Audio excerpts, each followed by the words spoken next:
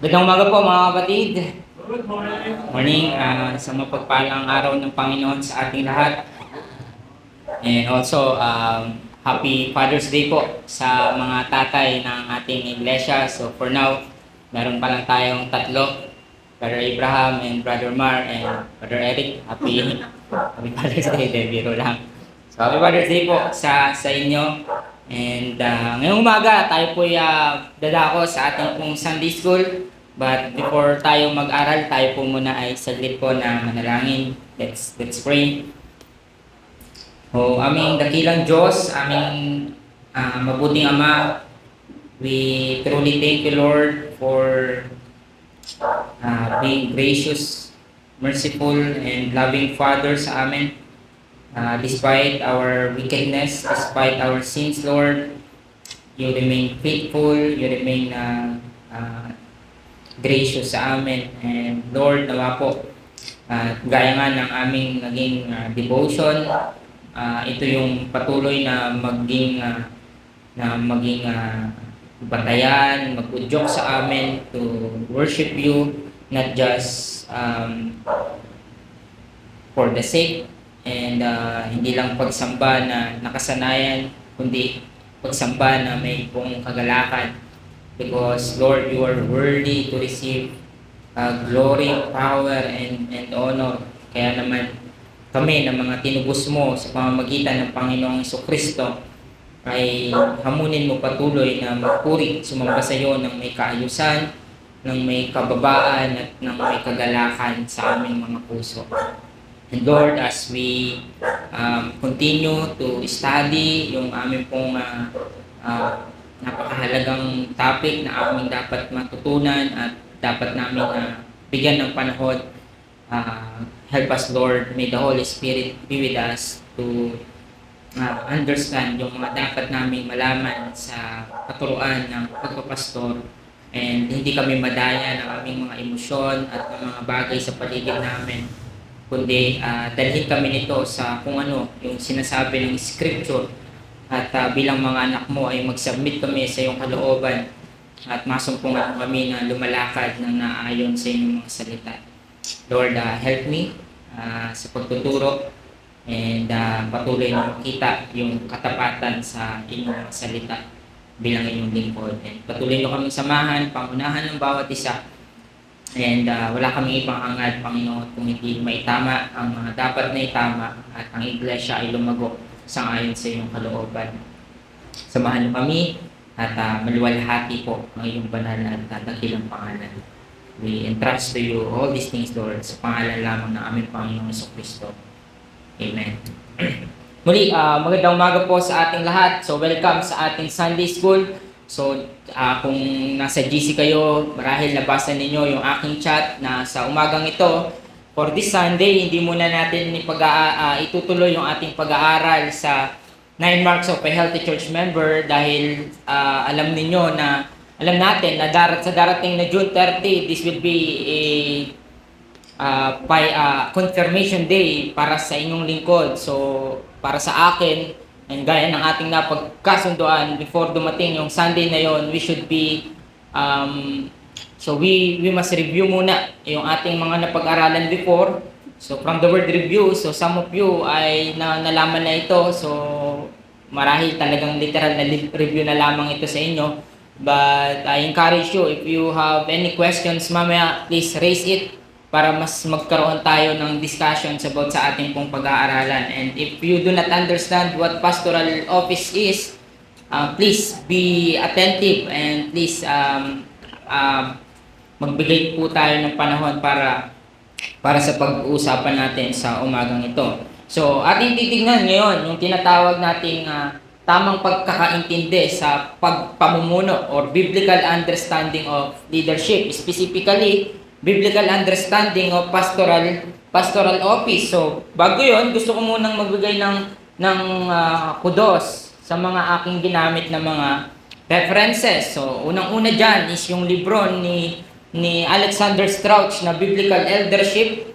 So, yan yung isa sa primary na aking pinagkuhanan, and ang isa sa may pinakamalaking ambag is yung Reformed Bible Study ni Pastor Ramen So kung makakakita kayo ng mga punto, ng mga principles na naka-quote and quote, madalas ay sa kanila galing yon. And then, also, ginamit ko din yung libro ni Derek Prime na On Being a Pastor. And napakaganda niyan. If you aspire to become a pastor, you can read that book. And then, yung bago kong discover na libro is yung 40 question about pastoral ministry. So yan yung mga references na ginamit ko, and from time to time magbibigay tayo ng credit sa mga references natin na ginamit. So simulan na natin yung ating pag-aaral sa umagang ito. So bilang panimula, pag-aralan muna, basahin muna natin yung sinabi ni Derek Prime sa kanyang libro. Ang sabi ni Derek Prime about sa tamang pagkakaintindi ng pastoral office is this. Sabi niya, Christian leaders are essentially Christ-made. So dun pa lang, makikita na agad natin na ang pagkakaroon ng leader sa isang iglesia, walang iba ang nagbibigay niyan kung hindi ang ating Panginoon. So, Christian leaders are essentially Christ-made. While they possess natural abilities, it is in the Holy Spirit who enables them to use them to the benefit of the church. He is Christ, give to them. Christ makes and provides leaders for His church. Leaders in other spheres may sometimes describe themselves as self-made or duly qualified because of examination passed, but not so Christian leaders. So in other words, ang usapin ng pagiging pastor, ang usapin ng pagiging leader sa loob ng iglesia ay hindi lang patungkol sa kakayahan ng tao na yon. Not necessarily mean na kapag magaling ka mag-preach, na kapag marami kang nalalaman, it means you should be a leader ng isang iglesia. No. Ang sabi dito, tandaan natin, again, si Christ, ang Panginoon, ang nagbibigay ng leader sa kanyang iglesia. And ang tawag nga dyan ni Derek Prime is what? Regalo. Regalo ng Diyos sa kanyang iglesia ang magkaroon ng pastor o ng leader. So, nawa, makita agad natin dito na ang Diyos ang kumikilos pagdating sa usapin ng pagiging leader. So this morning, dalawa lang muna yung titignan natin. Lord willing, tignan natin sa susunod yung pastoral remuneration, and then yung let's see kung mapagpapadaanan pa natin yung plurality of elders. But for now, tignan muna natin yung dalawa. Una is yung pastoral call, and then yung pastoral work. Ano ba yung tinatawag natin na pagkatawag sa pagpapastor? And then, ano ba yung trabaho ng isang pastor? Well, let me give you input na hindi po agad ito, di tayo magdedwell ng malalim about dito, kung hindi more on surface lang talaga yung ating mga makikita sa umagang ito. So, kung maalala ninyo, nagbigay ako dyan ng detalyado at mas malawak na pag-uusap nung pinag-aralan una natin itong pinag-aralan. But wala tayong enough time, 2 weeks is not enough para ma-deal natin yung lawak at lalim ng usapin na ito. So, anyway, tayo magsimula sa pastoral call. Ngayon, ang tanong, para may mas maintindihan natin, ito yung mga tanong na madalas tinatanong ng bawat isa sa atin pagdating sa usapin ng pagpapastor. Una, paano malalaman na ang isang tao ay tinawag talaga sa pagmiministeryo? Paano ba natin malalaman kung ang isang tao na yun ay tinawag sa pagpapastor? Paano malalaman ng iglesia na yung taong yun ay tinawag nga talaga ng Diyos sa ministeryo? Diba, napakahalaga nitong tanong na ito na paano mo malalaman na yung nagpipreach o yung nangangalaga sa isang iglesia ay talagang tinawag ng Diyos? Well, kahit sa amin, sa Bible School, madalas pinapaalala sa amin ito ng aming mga professor na hindi lahat tinawag sa pagpapastor. So kahit nasa loob ka ng seminary, kahit pa magbabad ka ng magbabad sa pag-aaral ng Biblia sa loob ng seminary, ang laging isinasaksak sa aming puso't isip ay hindi lahat ay tinawag sa pagpapastor. So again, pastoral office is a calling. So ngayon, madalas makakakita ka ng iglesia na may mga tumatayo na, may mga nagpapastor na sa kanila. Ngayon, ang church, minsan, hindi nila alam bakit bakit siya yung nasa harapan? Bakit siya yung nagiging pastor ng isang iglesia? Kaya mahalaga na masagot natin kung paano ba malalaman. Ito, napakahalaga nito sa bawat isa. Paano mo malalaman na ang isang tao ba na yan ay tinawag talaga ng Diyos sa pagmiministeryo? Well, gaya ng ating mga nakita na before, may tinatawag tayong mga elemento ng pagtawag sa ministeryo. May mga elemento na kung saan ito yung tinatawag nating ingredients ng calling ng pastoral office. May mga dapat ma-meet. May mga nakapaloob sa panawagan at dapat natin itong makita para masabi natin na talagang itong taong ito ay tinawag sa pagmiministeryo. And ano-ano yun? Una, God. Pangalawa, man. And pangatlo, church. So, titignan natin ito ngayong umaga, isa-isa, kung ano ba yung ibig sabihin natin ng mga elemento ng pagkatawag. So, punta tayo sa una, ang Diyos. Again, sabi nga natin, very common naman na ito sa atin and lahat tayo mag-a-agree dito dahil ang Diyos ang tumatawag ng mga lingkod na magiging pastor ng kanyang iglesia. Walang ibang tumatawag, walang ibang tatawag kung hindi ang Diyos mismo. Naalala ninyo sa gospel account, nung sinabi ng Panginoon, the harvest now is plenteous, but the laborers are few. And then anong sumunod doon? Pray that the Lord of the harvest ay mag-send ng manggagawa. So again, ang Diyos pa rin ang nagsisend. Tandaan natin, ang Diyos na soberano ang magbibigay ng kanyang lingkod o magpapastor sa kanyang iglesia. Hindi ito labas sa saklaw ng kanyang pagiging soberanong Diyos. Hindi pwede na sasabihin natin na aksidente lang kasi na naging pastor yan dyan sa iglesia na yan. Well, maaari. Pero kung tama yung proseso, nandyan yung tatlong elemento, makikita natin na talagang siya yung binigay ng Diyos sa kanyang iglesia. Sabi ni Pablo sa Ephesians chapter 4 verse 11, ano sabi ni Paul? And God, yung He dyan, yan ay Diyos, God, gave some what? Apostles. Well, wala na mga apostles sa panahon natin ngayon. But sabi niya dyan, God gave some apostles, and some prophets, and some evangelists, and some pastors, and teachers. So, malinaw. Sulat ito sa iglesia. Nasabi ni Pablo, ang Diyos, nagbigay siya ng mga apostol, ng mga propeta, ng mga ebangelista. And sabi niya, at ng mga pastor, at ng mga guro. So, walang iba. Saklaw ng soberanong kamay ng Diyos kung sino ang kanyang ilalagay sa kanyang iglesia. Makikita natin ito nung si David, anong naganap si Samuel ng susunod kay Saul. Diba? Anong unang pinakita ni Jesse? Hindi niya pinakita si David. Wala kasi si David doon. So ilan yun? 7 yun. 7 mga lalaki muna yung tinignan ni Samuel. And then sabi ni Samuel, wala dito. And sabi ni Jesse, meron pa akong isang anak. Ang pangalan niya ay David na nagpapastol. So 7 na yung dumaan na maaari namang pwede namang talagang maging hari, mag-lead dahil from the tribe of Judah pa rin naman yung mga yon. Pero dahil nga ang Diyos, siya yung naglalagay, siya yung nagbibigay, ito yung kanyang magiging kalooban sa iglesia. Kaya ano yung punto natin dito? Ang punto natin dito, ang pagtawag ng Diyos, ang pangunahing basihan kung ang tao ay tinawag. So, laging dun babagsak. Ang pagtawag ng Diyos, hindi ito self-appointed.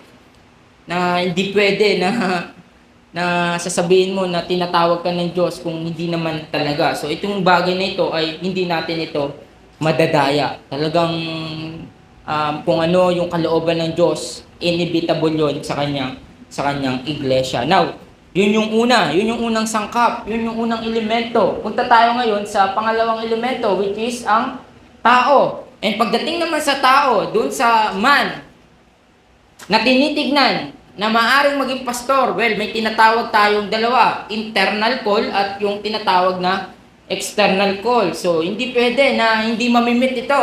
Napakahalaga na bagamat ang Diyos ang tumatawag, pero yung tao na yon, kailangan makita niya din yung tinatawag na internal call at yung external call. Now, ano ba yung sinasabi nating internal call? So sabi ni Pastor Ramen na ito, internal call, desires, it is internal desire or overwhelming passion or aspiration to the pastoral office. So ibig sabihin, yung tao na magiging pastor, hindi pwede na napilitan lang. Hindi pwede na, hindi ko kasi gusto to nung una. Naging ginusto ko na lang. Ginusto ko na lang. Walang ganun. Kailangan yung magiging pastor, yung magiging deacon, magiging office bearer sa loob ng iglesia, mayroong internal desire. Meron siyang overwhelming passion na gusto niyang magpastor. Yeah. Kasi nga, sa panahon natin ngayon, dahil nga walang sahod, walang ganong kagandang sahod ang pagpapastor, nahihiya yung marami na sabihin na anong pangarap mo sa buhay. Pag sinabi anong ginugol mo, nahihiya silang sabihin na gusto kong magpastor. Eh, bakit? Kasi nga, ang baba ng tingin dyan sa office na yan, sa pagtatrabaho ng pastor na yan. Well, pagdating sa scripture, ang tawag ng scripture dyan ay sabi ni Pablo is this is a true saying, if a man desire the office of a bishop or pastor, sabi dyan, he desired a good work.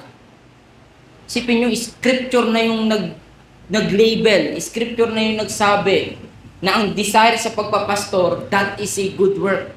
That is a noble task. Noble desire yan. Kaya kung may desire kang magpastor, huwag kang mahiya. Huwag mong ikahiya na kapag tinanong ka, gusto mo ba magpastor? Sabihin mo, yes po, gusto ko pong magpastor. That's my desire. That's my overwhelming passion. Gusto kong maging pastor ng ating Panginoon. So, dito natin makikita na pagdating sa usapin ng pagtawag, kailangan may tinatawag na internal call.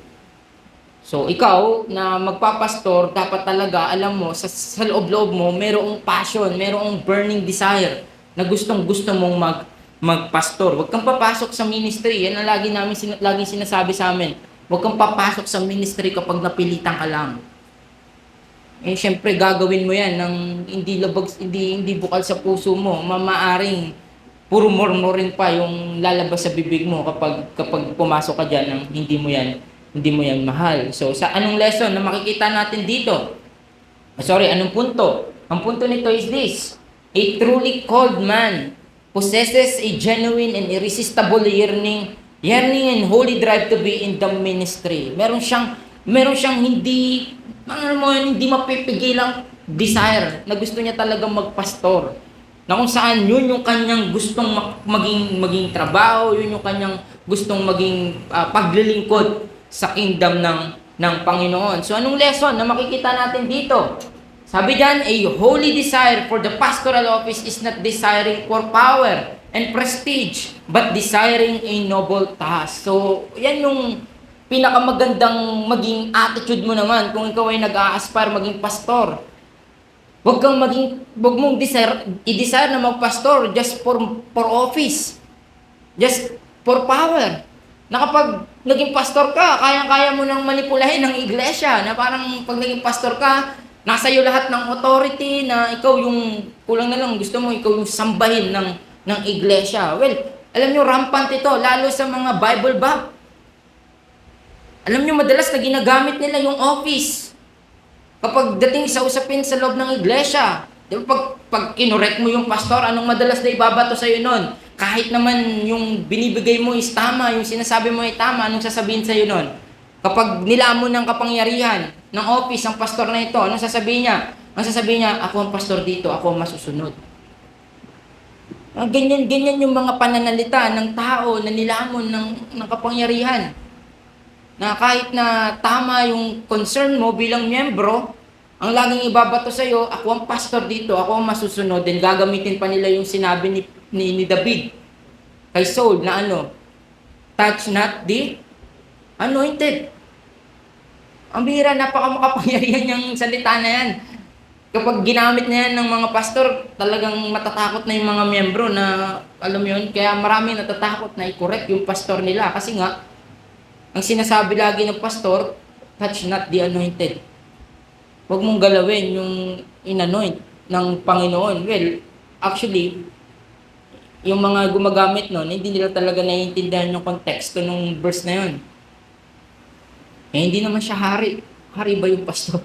Hindi siya hari. Ginamit lang yun kay King Saul sa mga hari ng Israel. Touch not the kings, the God's king's anointed.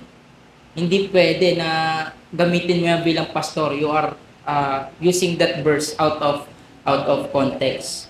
So, again, ayun yung dapat nating makita. Hindi ka magde-desire magpastor para lang maging makapangyarihan ka sa loob ng iglesia. So, minsan napapansin ko lang talaga pag may mga nakakausap din kami mga pastor. Well, masarap naman talaga pag mapapansin mo, makikita mo yung paglilingkod nila, pag may katapatan, matutuwa ka at may encourage ka sa kanila. Pero pag mapapansin mo, madalas may mga nagde-desire niyan just to be to be famous sa iba't ibang iglesia. Lalo yung kaya nga may danger din dun sa mga paklip-klip. Bakit kaya hindi nila pinupost ng buo? Bakit kaya paklip-klip lang? Maaaring kasi yun lang yung magandang sinabi. And anong expectation pag pinost yun? Ang expectation pag pinost yun ay magiging proud sana yung mga makakapakinig nun at may encourage. Yun agad yung thinking. So, alam niyo yun, may mga ganong connotation agad. Well, hindi ko yun ina-attack as kundi be mindful sa mga ganoong bagay. Pero kung sila Paul Washer yun, pwede naman na i-share niyo yung mga ganon. Siyempre, mga ramen kaliwag. So, again, hindi pagde-desire ng kapangyarihan ang pagpapastor kung hindi pagde-desire ng isang napakagandang trabaho sa loob ng iglesia. Now, let's move on. Yun yung tinatawag nating internal call. Pangalawa is yung tinatawag naman na external call. Kung may internal, ayun yung sa tao lang mismo, sa kanyang sarili, talagang gustong-gusto niya magpastor, hindi naman ibig sabihin na pag gusto mo na magpastor, pwede ka na agad magpastor. Hindi ganon. Hindi pwede na kapag may desire ka lang, automatically pwede ka na agad magpastor. When may tinatawag na external call. And yung external call, nakapaloob dito yung tinatawag natin na gifts and character. Nandoon dapat makikita yung gifts at saka yung character. Well, one of the gifts ay yung tinatawag natin na able to teach. Sabi diyan, one non-character qualification of this elder that sets him apart from other Christians is that he be able to teach. So, ibig sabihin, ang pastor, hindi pwede na hindi siya marunong magturo. Kaya nga may mga article kayo mababasa, ang tawag is pastor theologian. Kumbaga, hindi pwede na ang pastor hindi siya magiging theologian. Hindi pwede na ang pastor hindi siya marunong magturo. Kasi siya yung magpapakain. Siya yung magpipreach. Siya yung magtuturo ng Sunday school. Siya yung magpapalusog sa kanyang sa iglesia. Kaya nga, kung may itatalaga man tayong pastor, kung mayroon man tayong tatawaging pastor, kailangan marunong siyang magturo. Hindi lang basta magturo lang dahil magaling magturo. Kung hindi, tinuturo niya ba ng may katapatan yung salita ng Diyos? Tinuturo niya ba ng may katapatan yung ebanghelyo ng Panginoong Hesus? Minsan kasi, ang connotation kapag sinabing able to teach, madalas, nakikita natin na kapag, alam mo yun, yung typical na marunong lang magturo, hindi ganun kasi yung tinutukoy ng scripture. Ang tinutukoy doon is yung may katapatan ba siya sa text. And at the same time, nandun ba yung kanyang faithfulness na ituro yung gospel? Nandun ba yung kanyang desire na sa panahon na kapag siya nagpipreach, nandoon yung kanyang katapatan sa ebanghelyo ng Panginoon. So, hindi pwede na ang tatayo bilang pastor sa iglesia ay hindi marunong magturo. Kaya nga hanggat maaari, sa panahon natin ngayon, bagamat, again, hindi po prerequisite, hindi kasama sa qualifications ang pagpasok sa seminary ng pagpapastor. Hindi pwede na kailangan ng pastor, graduate siya ng Bible school. Hindi po yun mandatory. Hindi po yun kasama sa qualifications. Hindi man siya mag-seminary kung binigay, kaya nga gift, regalo ng Diyos. Kung binigyan siya ng Panginoon ng kakayahan na magturo, hindi niya kailangan na pumasok ng seminary kung para lang maging pastor siya. Well, hindi natin binababa yung mga seminary school. Kakagraduate ko lang. Ngayon, ang sinasabi natin sa panahon natin ngayon, very practical, na kung gusto mong magpastor, magpa-train ka. Pumasok ka sa isang school na kung saan tuturuan ka paano magturo, paano i-handle ng tama yung scripture. So again, hindi pwede na sasabihin mo, may gift ako, at kaya di ko na kailangan yung mga bagay na yan. Binigay yan ng Panginoon para rin naman sa'yo na matuto ka at mas maging dalubhasa ka sa pangangaral ng salita ng Panginoon. So, dito natin makikita, sa loob ng iglesia, very crucial yung trabaho ng pastor. Ang trabaho niya ay ang mangaral, magturo ng salita ng Diyos. Now, pag ba sinabi na magaling ng magturo, dahil magaling magturo, pwede na ba natin agad siyang i-appoint sa pagpapastor? No, hindi rin agad-agad. Hindi pwede na dahil magaling lang siya mag-preach, hindi dahil na magaling lang siya magturo ng Sunday school, okay na agad natin siyang i-appoint sa pagpapastor. Meron tayong tinatawag na character o yung moral qualifications. Maaring madaming iglesia ang bumabagsak dito sa mga ganitong qualifications ng scripture. Kasi nga, dahil magaling lang magturo si brother, ba't di ka magpastor? Magaling ka mag-preach, pwede ka magpastor. Well, yun ay isang side lang ng coin pagdating sa usapin ng pagpapastor.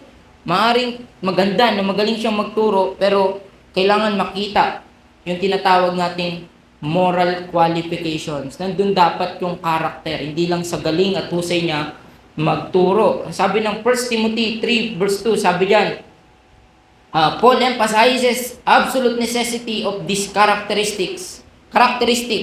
He says, the overseer must be what? Above reproach. Being above reproach is what? Absolutely necessary for an elder. Ibig sabihin, nung salitang above reproach dito, ay yung hindi siya mapipintasan. Wala dapat siyang kapintasan sa kanyang pamumuhay. He is blameless. He is above reproach. Ito pong marka na ito sa katangian ng isang pastor ang pinakauna sa lahat. Pagdating sa moral qualifications, sapagkat sa bawat bahagi ng buhay niya, kailangan dalisay, dapat malinis siya, dapat above reproach siya. Walang anumang mapipintas sa kanya. Kung sa kaso ng kriminalidad, hindi siya masasampahan. Maaring istapa o siya ay libre sa anumang masasabi na kamalian. So sabi nga ni John Piper about dito sa karakter na ito, sabi niya, coming at the head, bilang pinakauna sa lahat ng listahan, sabi niya, it puts a tremendous emphasis on what a person's reputation is. The focus here is not a person's relationship to the Lord, but how others see Him. So kailangan yung pakikitungo niya sa kanyang kapwa, yung kanyang pamumuhay, hindi siya mapupulaan. Hindi siya makikitaan ng karumihan. Kaya nga, napaka-crucial, di ba, pag nagde-decide ka magpastor, and even lahat naman sa mga Kristiyano pati, lagi mong tandaan na yung let your yes be yes and let your no be no. Huwag mong hayaan na masanay ka na oo ka tapos hindi mo gagawin. So, dun pa lang, sa mga bagay na yon ay very crucial yon at isa yun sa mga karakter na tinitingnan sa pagpapastor. So, makikita ninyo na napakahalaga ng bagay na ito na pagdating sa usapin ng pagpapastor, dapat above reproach siya kasi ito yung kanyang public character, ito yung kanyang pinapakita niya, yung kanyang pagkatao, ito yung kanyang mabuting reputasyon at patotoo bilang isang Kristiyano. Siya ay kagalang-galang, siya ay nirerespeto. Yung kanyang pamumuhay ay nakikitaan ng kagayan ng kawangis ng Panginoong Hesus. So hindi pwede na pag yung pastor ay nakikita mo kung saan-saan na mamaya makita mo yung nasa casino o kaya naman makikita mo ng bababae, mga ganyang mga pamumuhay, hindi ganyan ang ugali ng pagpapastor. Very, very crucial ang katangian, yung karakter ng pastor pagdating sa usapin ng qualification. So, kung nag-a-aspire ka magpastor, wag mong ibaba yung standard. And marami ng mga iglesia ang nagbababa ng standard. No, hindi tayo yung nagbibigay ng standard. Ang nagbibigay po ng standard ay walang iba kung hindi ang scripture. Kung ano yung binigay ng scripture, wala kang babaguhin doon. Wala kang isusugarcoat doon. Sundin mo yun ng may buong katapatan at ng may buong pagsunod. So, yun yung una. Dapat siya ay above reproach. Dapat siya ay hindi mapupulaan sa kanyang karakter. And then, syempre, nakita na rin naman natin yung mga susunod na napag-aralan natin. Kung babasahin ninyo yung 1 Timothy chapter 3, yung buong chapter 3 na yun, it talks about, not all. Kung hindi yung passage doon, ay makikita mo doon yung patungkol sa qualifications ng isang leader, ng isang pastor. And even sa Titus chapter 1, makikita nyo doon. Ano daw yun? Siya dapat ay siya ay may asawang isa. Husband of one wife. Naalala ko yung preaching ni pastor ko niya sa graduation namin. Madalas ang ginagamit natin dyan, sabi ng Bible, love one another. Yung ibang ginagawa, love another one. So, hindi daw ganun. Hindi, dapat siya ay asawa ng may asawang isa lang. Hindi polygamy. Hindi pwede na ang pastor, dalawa yung asawa, tatlo yung asawa. No, tapat siya sa kanyang asawa. No, linawin ko lang to. Paano kung yung magpapastor walang asawa? Disqualified na po ba siya? Hindi po. Hindi po yun ang usapin dito. Ang usapin dito ay, kung may asawa siya, dapat isa lang. At kung mag-aasawa siya, isa lang. And paano naman natin i-qualify o i-check? I-raise yung standard sa mga nagpapastor na walang asawa. Well, dapat hindi siya pa iba-iba o madaming nililigawan. Hindi pwede yun. Kapag magpapastor ka, marami kang nililigawan. Kailangan meron ka lang isa na ginugol na mapang-asawa at dapat alam mo yung usapin na ito. So, dapat tapat siya sa asawa. Sabi ko nga lagi sa mga kaklase ko, pag nagkakaroon kami ng pag-uusap, pag madalas kaming nagpe-fellowship, isa sa mga indikasyon ko na ang isang pastor o ang isang tao na yon ay malusog pagdating sa loob ng tahanan is yung asawang babae niya makikinig sa kanya. Siya yung lagi niyang kasama eh. Isipin niyo yung pastor na nagpe-preach tas yung asawa niyang babae nagsiselfone lang diyan sa harapan. Anong indikasyon nun? Maaring hindi niya nalilid ng maayos yung kanyang asawa.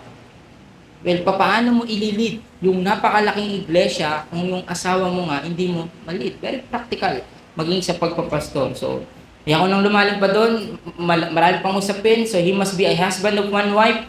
Nandun din yung kanyang domestic piety, yung kanyang sound judgment, yung kanyang social graces, yung kanyang self-denial. Siya ay gentle, not quick-tempered. Nandun din yung kanyang proven maturity. Hindi pwede na yung magpapastor, mainitin yung ulo. Hindi pwede na yung magpapastor ay magpatuloy sa bahay nila. Dapat laging open yung bahay nila para sa mga miyembro. Hindi pwede na hindi siya maawain, hindi siya matulungin. Na hindi pwede na yung pastor, alam mo yun, laging nakakulos yung kamay na kapag may lumapit is sasapakin niya agad. Hindi laging bukas palad, handang tumulong sa kanyang mga nasasakupan at lalo sa iglesia. Sa abot ng kanyang makakaya, ay makikita sa kanya yung kanyang self-denial, yung social graces niya. And also when it comes sa judgment sa loob ng iglesia, hindi pwede na yung pastor ay hindi babatay sa scripture. Kahit pa yung involved sa problema ay kanyang mahal sa buhay, kailangan niya maging sound. Kailangan niyang pakita na proven yung maturity niya pagdating sa usapin ng pakikipagkasundo sa loob ng iglesia. So yan yung dapat nating tignan sa isang pastor.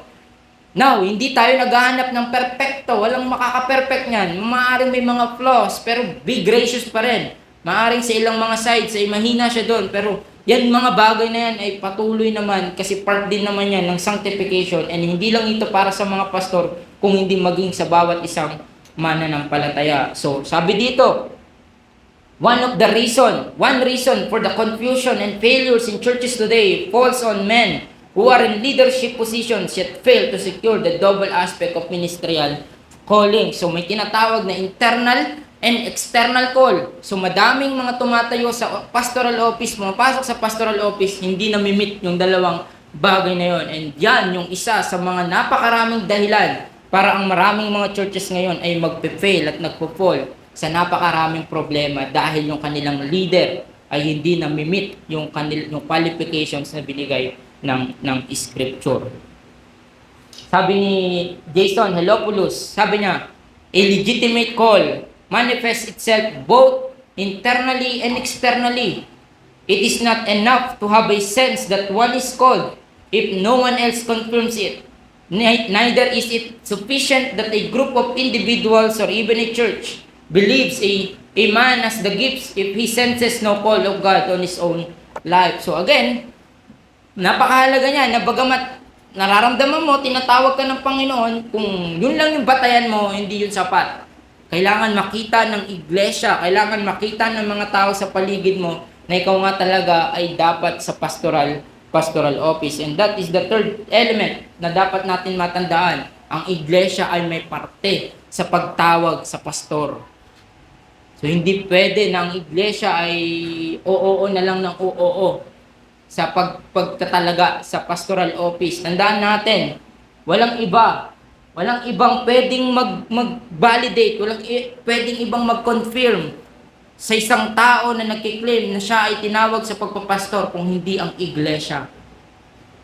Ang iglesia ang tumatawag, ang iglesia ang nagko-call, ang iglesia ang nagbabalidate, rather ang iglesia ang nagko-confirm kung ang tao na yun ba ay tinawag pagdating sa pastoral office. So napakahalaga po pala ng responsibilidad ng church. Why? Because it is possible for a man to believe that he has the gifts and character while the church or the congregation remain unconvinced. Ayun yung problem ng, ang tawag dito, disqualifying overconfidence. Galing ako mag-preach, kitang-kita naman yung pamumuhay ko na okay, so pwede na ako magpastor. No, hanggat hindi nakukonvince ang church, walang pwedeng mag-assume ng office.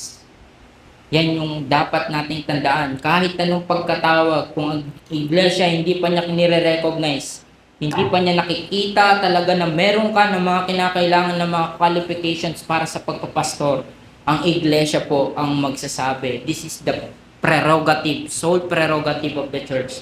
So pinapakita rin ito mga kapatid na na mahalaga ang responsibilidad ng iglesia pagdating sa pagtatalaga ng pastor. So kaya it's sad, really sad pag nakikita mo ang church na ganito yung pinag-uusapan pero hindi sila nagbibigay ng panahon para dito. Take note, kayo yung pagpapastoran, tayo yung pagpapastoran. Ano yung ginagawa natin? Ano yung binibigay mong pagbibigay ng importansya sa usapin na ito? Hahayaan mo na lang ba na ang iglesia magkaroon ng pastor na hindi ka man lang na-involved dun sa usapin na yon? Na ikaw ay miyembro. Ito yung ilang beses na natin itong ni-review. 3 beses na natin itong ni-review. Paulit-ulit natin itong nire-review kasi napakahalaga po nito. And kung miyembro ka ng iglesyang ito at talagang concern ka sa iglesia na ito, maging responsable ka sa pagtatalaga ng pastor. Kailangan natin itong bigyan ng emphasis kasi hindi natin dapat ito binabaliwala. Napakahalaga po ng responsibilidad ng iglesia pagdating sa pagtawag sa pastor. Isipin nyo, papasahudin nyo yan. Susuportahan nyo yung tao na yan. Kapag tinanong ka, saan kang iglesia, Grace Bible Baptist Church, sino pastor mo? Ba't yun yung pastor nyo? Papakilala mo yan, na-under ka yan. So therefore, kailangan maging responsable ka din bilang miyembro na kung sino yung itatalaga mo bilang pastor. And take note, don't rest sa emotion mo. Don't rest na dahil ayaw mo lang dun sa tao na yon. Based on your emotion, based on your own standard, ay ayaw mo na dun sa tao na yun. No. May scripture. Lagi ko pong sinasabi ito, isang tabi mo muna yung emosyon mo pagdating sa usapin na to.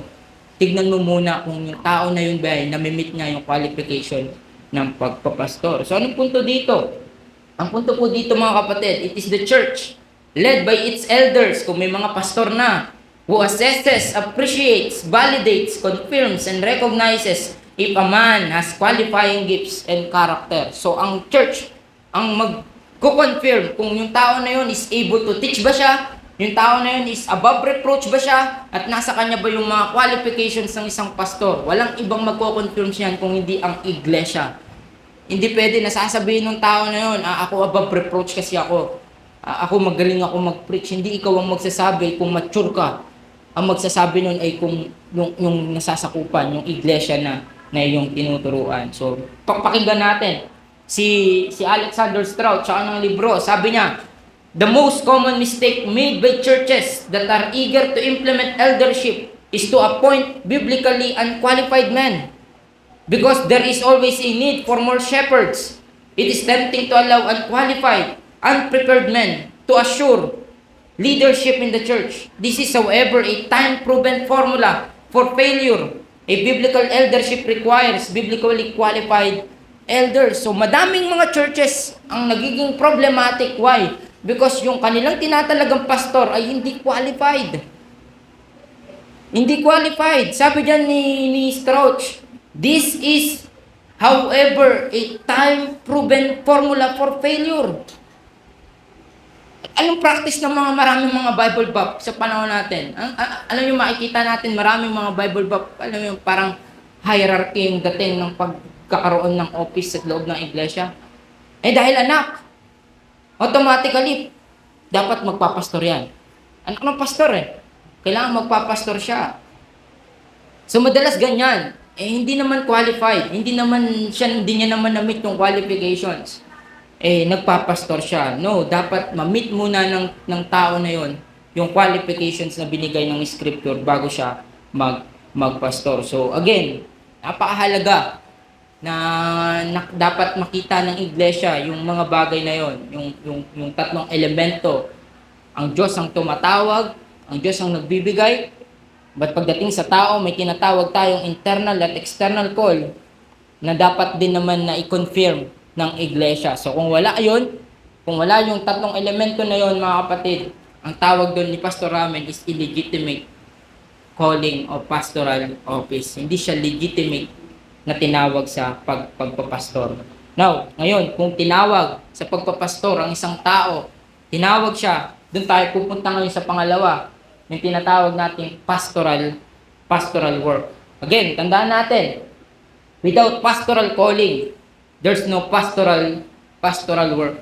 Kung walang pagtawag sa pagpapastor, walang trabaho ng pagpapastor. Hindi mo pwede na tawagin ang sarili mo na pastor kung hindi ka naman talaga tinawag sa pagpapastor. Now, tandaan natin ito. Kung may pagtawag at may panawagan ng paggawa, tandaan natin, the calling of God, ang pagtawag ng Diyos, siya yung nag-authorize and enable sa tao na yun, sa pastor na yun, para sa kanyang trabaho bilang isang pastor. So, kung tinawag siya ng Diyos, ang Diyos yung nagbibigay ng authority dun sa tao na yun, and at the same time, ang Diyos ang mag-enable, ang Diyos ang magsusustain sa tao na yun, para naman magawa niya yung kanyang trabaho bilang isang pastor. Kaya nga napakahalaga, dapat duly called siya. Duly qualified din siya. Kasi nga, ang Diyos mismo ang mag-authorize at mag-enable doon sa tao na yun. Now, pag sinabi natin nag-authorize is this. It means men duly called are the only ones who should take the pastoral office. Walang iba na pwedeng tumayo bilang magpastor kung hindi siya tinawag sa pagpapastor. So, meron tayo dito na nakakatayo sa pulpit natin. Kagaya ko, di naman ako pastor, pero nagpipreach. May mga tao, may mga kapatid tayo dito na nagpipreach, pero hindi naman pastor. Well, ang tawag natin dun sa mga tao na yon is layman preachers. They are gifted men na binigyan ng kakayahan ng Diyos para mag-preach. Well, para sa ibang mga denominations, kagaya ng mga Anglican, I think even the Presbyterian, hindi sila nagpapatayo sa kanilang pulpito ng mga hindi duly called, yung hindi mga na-appoint na leaders sa loob ng iglesia. Well, doon tayo humiwalay bilang mga Baptist. They are Reformed Presbyterian, mga Anglican, pero humiwalay tayo ng mga Baptist doon dahil hindi naman necessary na kapag ang tatayo lang sa pulpit ay mga pastors, kung hindi naniniwala tayo na ang Diyos nagbibigay siya ng gift even sa mga hindi pastor. At ang tawag doon ay mga layman preachers. Pero, ang problema kasi, kapag ang iglesia walang pastor, at may mga nagpipreach naman, ang thinking ng madami ay wag na tayo magpastor. 'Di ba? Kasi, isipin nyo, isusupport nyo pa yan. Dagdag pa sa budget yan. Tapos, nagagampanan naman ng iba yung tungkulin ng pagpapastor. Nakakapangaral naman yung iba. So, yan yung thinking ng madami. But that's wrong, mga kapatid. Hindi pwede na ang iglesia ay walang pastor.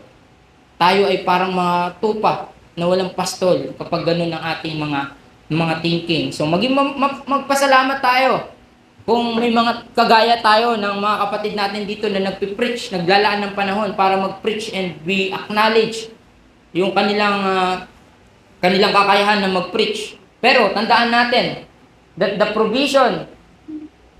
provision for layman preaching should not weaken our view to pastoral office. Hindi pwede na dahil lang may mga kaya namang tumayo sa pulpito ay hindi na tayo maghahangad na mag-preach, magkaroon ng pastor sa ating iglesia. So, tandaan natin itong bagay na to.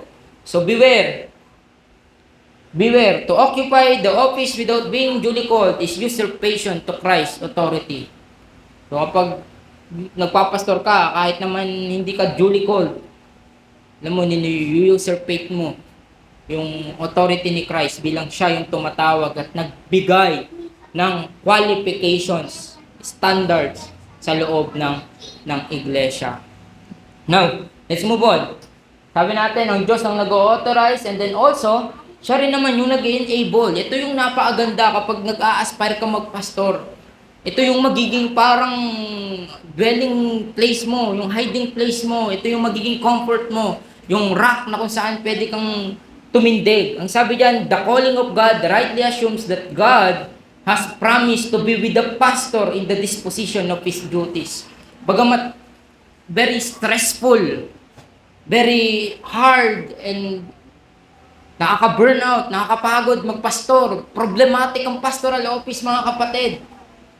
Pero ang comfort na binibigay ng scripture is this: ang Diyos ang mag-enable, ang Diyos ang magsasama sa kanya para magawa niya yung kanyang mga tungkulin bilang kanyang pastor. So, bagamat maaring ang pastor na magpapastor na yan ay hindi pa kagaya nila John MacArthur mag-preach, nila Stephen Lawson mag-preach, o ng mga sinumang mga preachers na iniidolo natin, be gracious. As long as natapat siyang nagpe-preach at binibigay niya yung kanyang best para mapangaral ng tama yung scripture, be gracious. Kasi kung talagang tinawag yan ng Diyos at nagpupursige yan sa kanyang calling, sa kanyang trabaho, make sure and rest assured na ang Diyos ang mag-enable sa tao na yan para magampanan niya yung kanyang tungkulin. At the end of the day, dun pa rin tayo babagsak sa biyaya ng Panginoon. Aasa ang magpapastor o ang pastor ng iglesia. Hindi naman niya pwedeng sabihin, nasa akin lahat ng qualifications, nasa akin yung kahusayan ng mga aral, therefore I am worthy and kaya kong palaguin ang iglesia sa pamamagitan ng mga bagay na yan. No, ang Panginoon pa rin ang mag-enable dyan. So beware, mga kapatid, to take the pastoral work and fill the office without the due calling of God as confirmed by the church is an act of presumption of the grace of God. Again, ang binigyan lang ng promise para sa usapin na yan ay yung duly called. Kaya huwag kang magtaka kung nagpastor ka, pero deep within your heart, hindi mo naman talaga dinesire yan. And huwag kang magtaka kung nagpapastor ka at yung iglesia, hindi siya sumang-ayon na magpastor ka at dumating yung time na nag-quit ka sa pastoral office dahil from the first place, hindi mo sinunod yung tamang proseso ng pagtawag sa pagpapastor. Walang promise ng grace, walang promise ng enablement doon sa mga nagpapastor na hindi sumunod sa tamang proseso na binigay ng scripture. Di ba makikita ninyo how many pastors ang nagpiquit sa ministry? Marami, napakarami. Well, maaaring yung iba is valid reasons, pero at the end of the day, ang biyaya ng enablement at pagsama ng Diyos ay doon sa tamang proseso ng pagpapastor at pagtawag sa pagpapastor. So tandaan natin na nasa pastor yung burden. Sabi diyan, no matter how diligent deacons are and how gifted some members are, the work and the burden of the ministry rests upon the shoulder of the man called to the pastoral office. Nasa kanya yung burden ng iglesia. Wala sa napakahusay ng mga deacon o nasa members, bagamat I know and we believe na may mga ganoong pagkakataon, pero rest assured o lagi natin tandaan na yung responsibility at yung burden ng ministry ay nakarest sa shoulder ng tinawag sa office. So, to end, yung ating pong pag-uusap sa umagang ito, tandaan natin ang laging sinasabi, and ito yung lagi kong binibigay na panapos sa ating pag-uusap, yung sinabi ni Alexander Strauch is this. Sorry, sumobra. A biblical eldership requires biblically qualified elders. Ang pagpapastor ay hindi biro at kailangan natin maging sigurado na yung tinatawag natin sa pastoral office ay qualified sa kanyang sa office. So any question sa ating pong napag-usapan sa umagang ito? Any question? Any clarification po?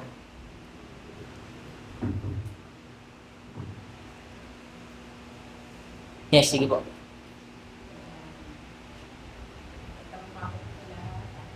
Well, good morning to everybody.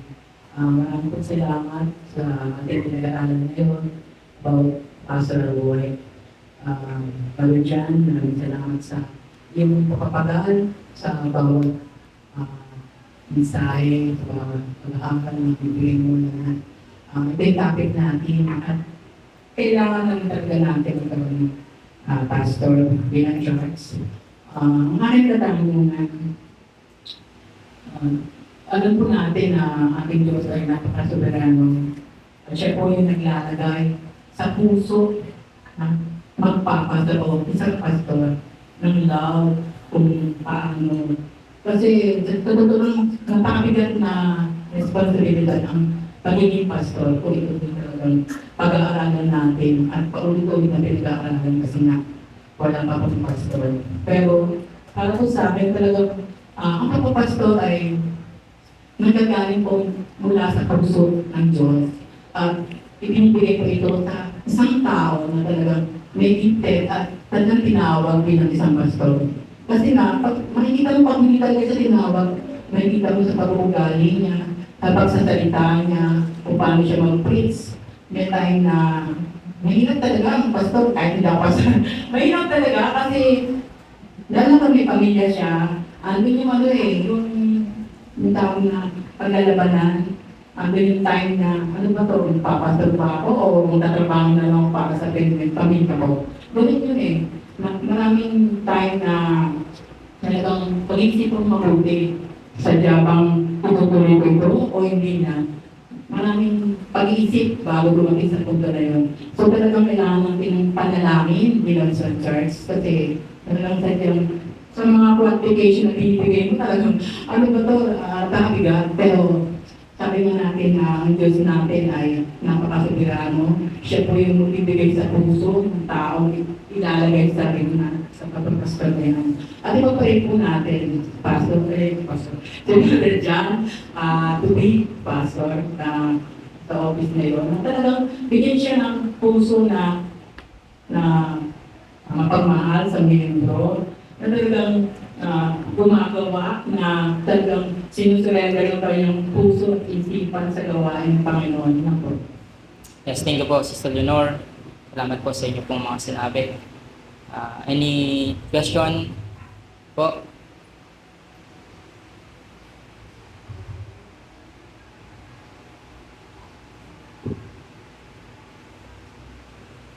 Any question? Well, nabanggit po ninyo yung about dun sa maraming mga pastor ang nagkakaroon na nag-isip dahil may pamilya siya, paano niya ipoprovide yung pangangailangan ng kanyang pamilya and then magpapastor pa siya. Kaya marami ang nagki-quit or marami ang ayaw pumasok sa pastoral office because of that. Well, marahil may fault din yung pastor bakit hindi niya tinuturo na kailangan siyang suportahan ng iglesia. And the church also ay mag-e-err sa ganung side kapag hindi hindi natin sinusuportahan ng ating pastor.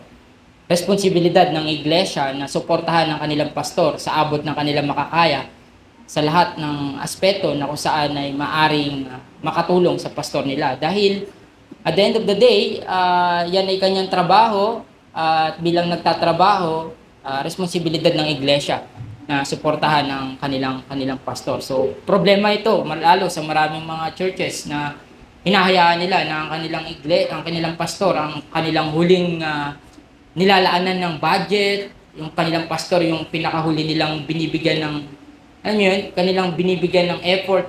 Kasi nga, pastor naman siya, o naiintindihan naman nila tayo. Pero yung kanilang kapilya, yung kanilang mga ginagawa is well provided ng kanilang finance o ng mga suporta nila. But nagkakamali ang iglesia doon. The primary na dapat suportahan ng iglesia ay walang iba kung hindi ang kanilang pastor. Hindi ang anumang outreaches, Bible study, kung nagkukulang sa pastor, kailangan nilang ibigay doon. Pero hindi ko naman sinasabi na i-spoil nyo yung pastor, i-spoil natin yung pastor. No, kung hindi, kailangan masuportahan natin kung ano yung pangangailangan ng pastor ng isang iglesia. Well, I'm not saying this dahil ako ay nasa candidacy ng pastoral office, kung hindi, that's biblical. And if we want to be biblical, we should do it dahil yan yung sinasabi ng scripture. Well, ang pros nun, mas makakapag-focus yung pastor sa ministry dahil well-supported siya ng church. Kung hindi naman kasi, talagang, siyempre, sino ba namang tatay ang mananatili sa isang trabaho na yung kanyang pamilya ay nakikita niya yung kanyang mga anak, wala nang panggatas, wala nang pambili ng diaper. Well, that's practical. Kaya kung may kakayahan ng iglesia, wag sanang darating sa punto na ganun yung dadanasin ng kanilang magiging pastor. Yes, Brother Clark. Thank you, bro. Tanong ko lang kanina sinabayan natin sa able to teach. Tanong ko lang kung may standard ba dapat tayo doon o ano bang klase ng able to teach? Ano ba? Elaborate siya mag-preach o napakagaling sa mga doktrina? Paano able to teach ba?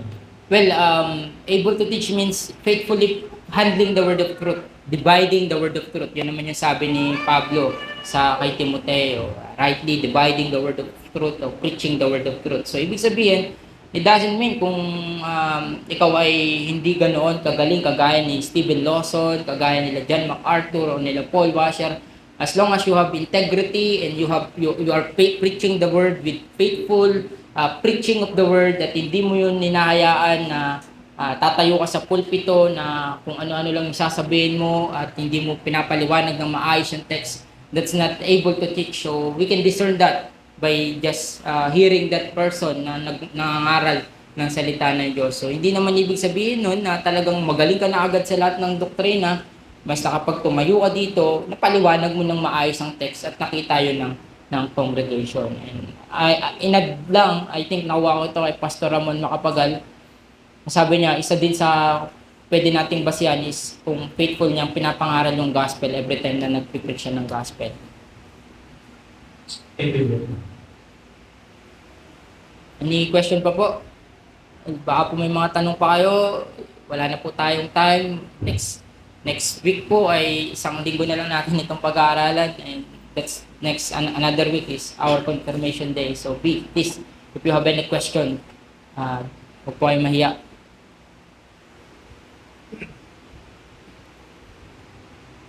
Any question? Yes, sige po.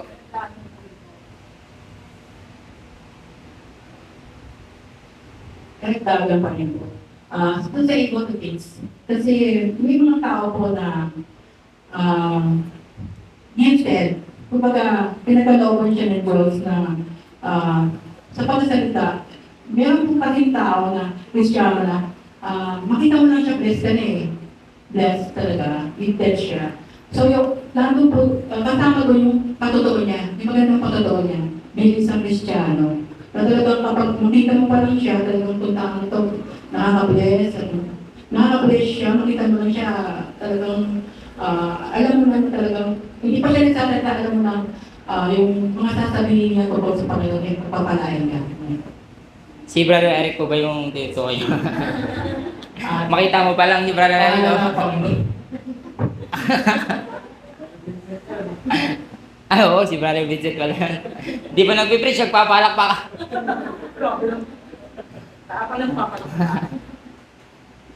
Any question pa po? Any thoughts?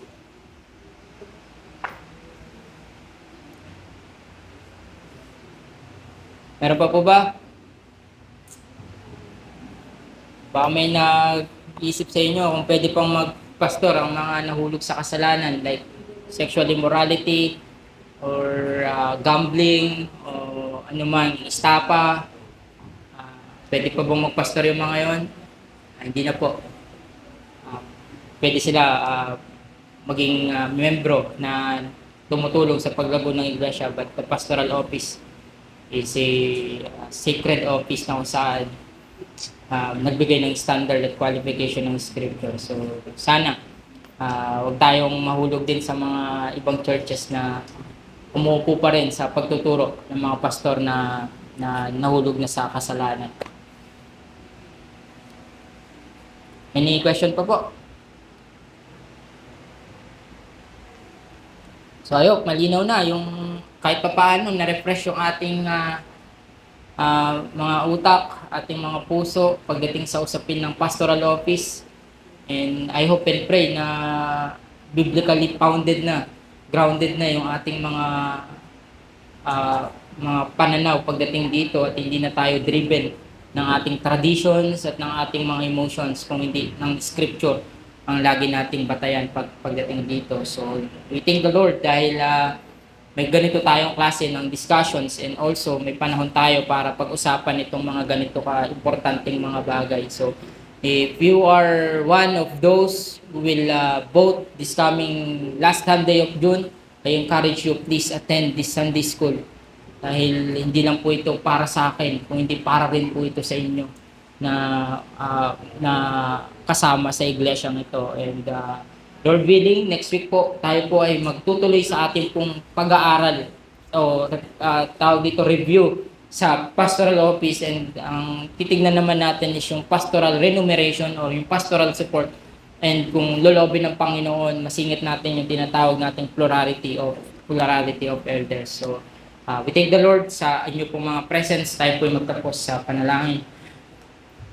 Manaming Diyos na dakila at mapangyarihan sa lahat, thank you Lord for your mercy, thank you Lord for your grace sa mga natutunan namin, nabaliktanawan namin mga katotohanan about the topic of pastoral office. We saw Lord that pastoral office is a crucial topic, and for us as a church na naghahangad at nagpe-pray for a pastor, dalangin namin na bigyan nyo kami ng tamang puso at isip.